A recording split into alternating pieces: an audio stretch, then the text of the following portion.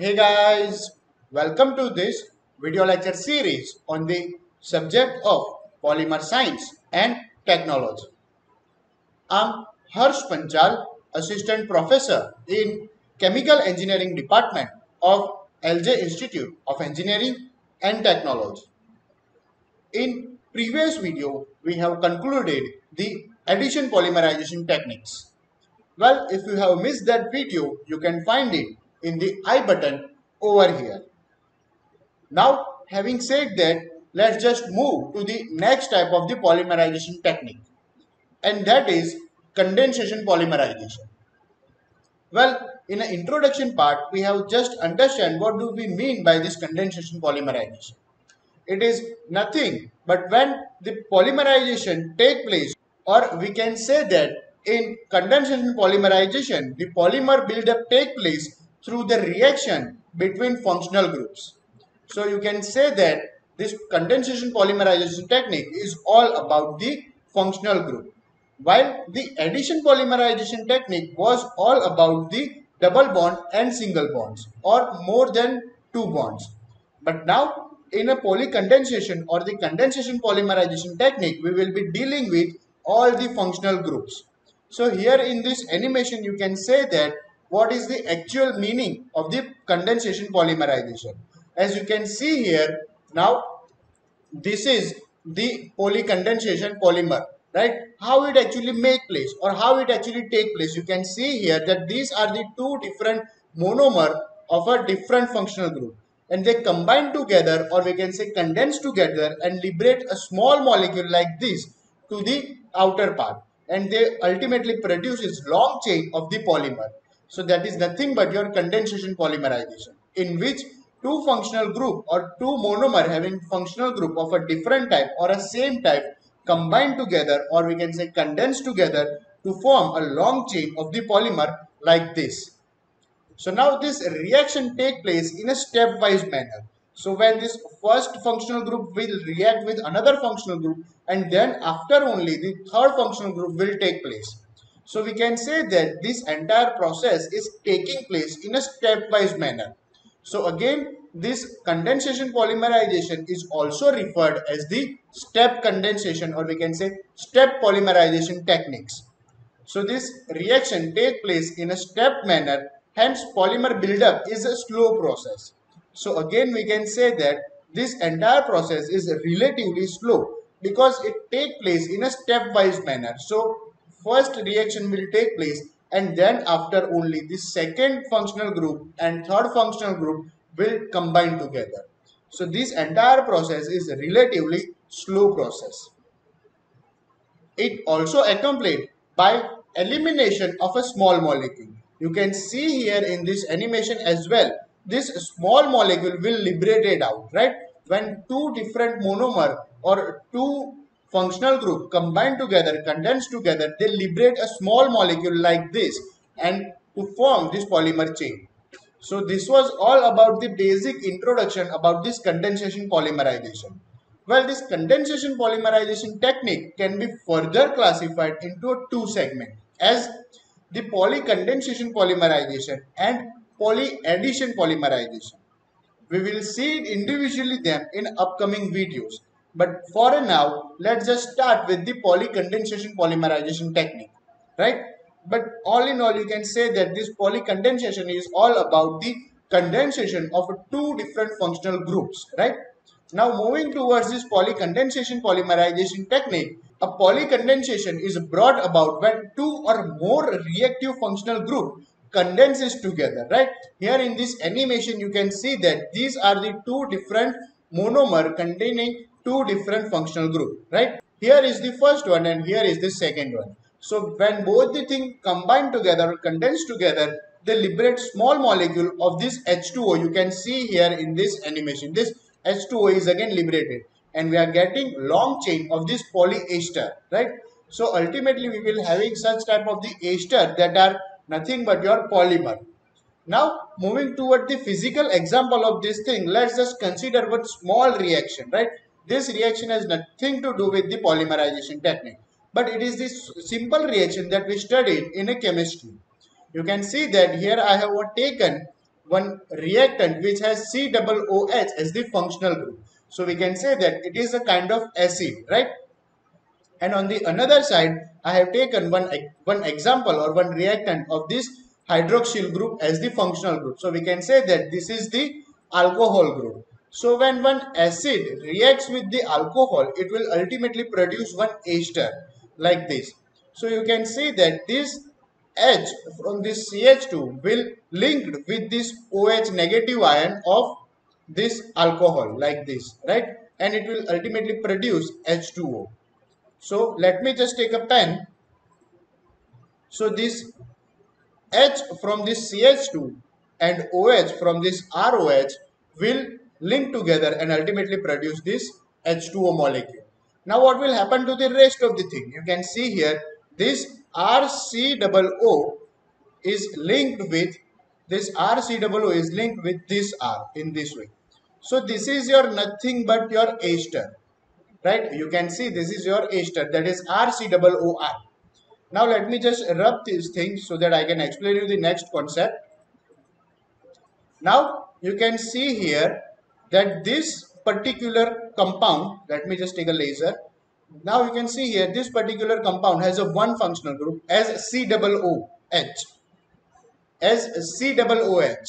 and this particular compound has one more functional group, that is OH.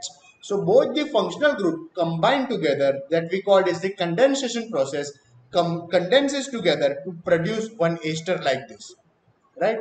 But now if you can see this particular component, right, this particular component do not have any functional group, right? It has COOR, and COOR is not an active functional group. COOH is the functional group, but COOR is not the functional group. So ultimately this product formed having no functional group. So it cannot take place further polymerization, or it cannot take part in a further reaction. So we can say that this is the dead molecule, right? But we have to manufacture a polymer. So what should we do? We should have a product which also contain functional group, right? So now it should be noted here that in this reaction, the reactive functional group are consumed. So you can say that these are the reactant which carries functional group. Both the reactant are consumed completely in order to form a product, and this producing an unreactive functional group. So this product will having an unreactive functional group, that is COOR, and hence it cannot take part in a further reaction. So this is not the polymerization, right? It is only simple chemistry and simple reaction. But we are here to produce a polymer. So what should we do? Right? Let's just take one more example so that it will clear more idea about this. Now consider the example of ethylene glycol, that is EG, and acetic acid. Here you can see that this is the ethylene glycol which has chemical structure like this. It has two CH2 it has two CH2 like this, and both the CH2 are attached with the OH. So we can say that this particular compound, that is ethylene glycol, has two functional groups. One is OH and another one is OH here, right? So it can link with two monomers. Now let's move to the acetic acid. Acetic acid is nothing but your CH3COOH. So you can see here this also has one active group, right? So when this both compound will combine together or condense together, they will form ethylene glycol monoacetate like this. You can see here. So this hydrogen from this COOH group will attack on this OH minus group, right? And it will eliminate one H2O small molecule like this.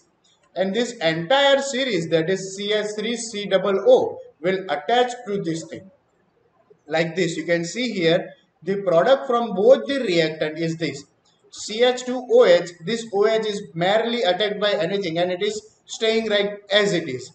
But this OH is now under attack by this COOH group.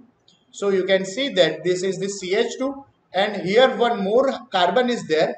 Let me just take a pen so that I can draw this thing. Here we have one carbon, that is now CH2COOCH3, right? This is the CH3. So now what is actually happening here? You can see here this this OH and this hydrogen is now condense each other, producing this molecule. So this is CH2COOCH. Now this CH2COOCH is not a functional group, right? But this compound or this product still has one more functional group, that is OH. So if we supply one more acetic acid to this OH will again attack with this COOH, right? You can see here we are going to do same thing. Now this is the same product that we have produced in the last reaction, and we are attacking it with this CH3COOH, right? Like this. So again this hydrogen will attack on this OH minus ion and it will produce this H2O. And this entire chain, that is CH3COO, will link with this thing. You can see here, here one carbon is there. So CH2COOCH3 is now attached with it. So you can see that we are continue to produce polymer, right? In a first reaction, in a first step, we have produced this ethylene glycol monoacetate, and now we have ethylene glycol diacetate, right? So this can be actually happen because this ethylene glycol contains two functional groups. Now you can see here that here one molecule of ethylene glycol and acetic acid is consumed to form monoacetic acid, to form monoacidic ester like this here, right? But still this ester has one active functional group remaining. So one more acetic acid will attack on this OH bond and it will produce this diacetate. But again, you can see here this diacetate now has no active functional group. So it again cannot take part in a polymerization reaction. But here we are to produce a polymer. So we have to left one more active group on the product. So how we can actually do this thing? Let's just consider one more example so that it will clear the complete idea of this thing. Now let's consider the example of this ethylene glycol, same we have used in the last example. But now this acetic acid is again replaced with this adipic acid, right? So what is this adipic acid? Now we are familiar with this ethylene glycol. It has very simple structure that one CH2, this both two CH2 are attached with this 2OH group on the end side. But what is this adipic acid, right? To understand this, let's just consider this example. Adipic acid is the similar kind of a compound such as acetic acid, but instead of this it has 4 CH2 group. So this particular point represents CH2. This presents CH2. This here we have also CH2 and here we have also CH2. And last carbon has contained this group COOH.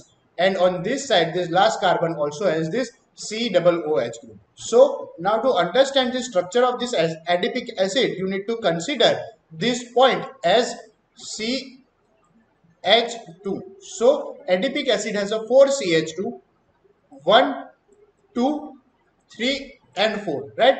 The last carbon here is the last carbon is attached with this C double bond C is attached with this COOH group, and here the last carbon is also attached with this COOH group. So on the both end it has COOH and inside it has a 4 CH2 carbons, right? And here we have one ethylene glycol. So ethylene glycol is again simple CH2 and at the end it has OH and here it also has the OH. So now we are taking two molecules of each thing, right? Two molecules of adipic acid and two molecules of ethylene glycol. So now let's see what happens here. So now as we can accept that this COOH group will leave this hydrogen from here and it will link with this OH minus from this ethylene glycol and it will produce one H2O group. So both the monomer will combine together, or we can say condense together via this functional group, leaving like producing the product like this. You can see here we have COOH in this end and these are the 4 CH2 of this adipic acid, right? Now this last carbon is attached with this COO and the chain of ethylene glycol. You can see that this is the chain of ethylene glycol in which here this is the CH2 and lastly we have OH. Now you can see that this particular atom has a 2 active group left at the end of it. Here we have one OH and here we have one more OH. this represent this product can undergo further polymerization reaction. So if we continue to add one more monomer of this ethylene glycol, it will again react on this side with this OH and ultimately producing one more polymer. And that polymer will also have OH group at the last carbon, right? So we can say that now we have produced a chain of the polymer which will look like this. You can see here, this is the polymer formed with the adipic acid and ethylene glycol in a number of times, right? So we have represent N like this. So this is your polymer produced from the adipic acid and ethylene glycol. Consider the reaction between two molecules of ethylene glycol and adipic acid each. So one molecule of each component react to produce or form the monoester product like this. This is the monoester product, right? Here you can see that this adipic acid is reacted with this ethylene glycol and we have understand this, it is produced one monoester. Now this product still contains two active functional group at OH minus and COOH. You can see that here we have COOH and at this end we have OH minus, so that it represents that this particular product can further undergo the polymerization reaction and it will ultimately produce long chain of the polymer.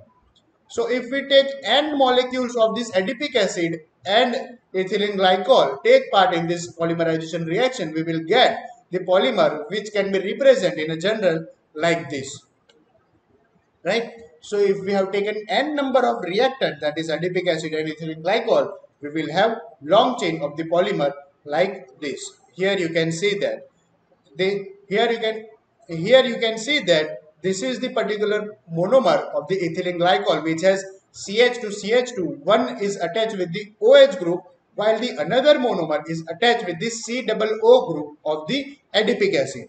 So here this COOR is the adipic acid. Here we have 4 atoms of CH2 and lastly it is attached with this COOH, right? And it will ultimately produce n number of H2O as well. So this was all about the polycondensation technique. I hope by now this polycondensation technique is being clear to you. It is basically nothing but condensation of a two or more than two functional group in order to produce long chain of polymer. And we have understand it with the classic example of adipic acid and ethylene glycol, which ultimately result in the long chain of the polymer, right? Now let's just understand some important remarks of this polycondensation polymerization technique, right? The first important thing in this polycondensation technique is that the monomer should have two reactive functional group for the polymerization to proceed. So if there is a less than two functional group, then polymerization technique will fail, right? So in order to produce a long chain of polymer, the functional group should be more than two, such as ethylene glycol or adipic acid, right? With the help of alcohol or acetic acid, we cannot produce long chain of the polymer. So now the second point is that the polymerization proceed by stepwise reaction between reactive functional groups, right? So this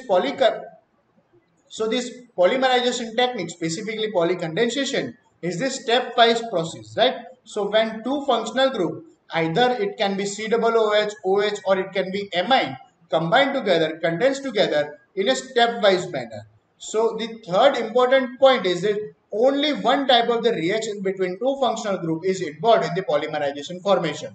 So there is only one single type of the reaction is being allowed in the polycondensation. So here that reaction is the condensation reaction. So now the last important point is that polymer formed still contain both reactive group and it at its end. So as we have already seen that at the end of the chain it also contains the functional group. That means it shows that this polymer can also undergo further polymerization reaction and it can also produce long chain of the polymer. So this was all the important remarks which are very easy to understand in the polycondensation reactions. Now in the next video we will be focusing on the addition polymerization techniques. We will see you in the next video. Till then, keep watching, keep learning. Thank you.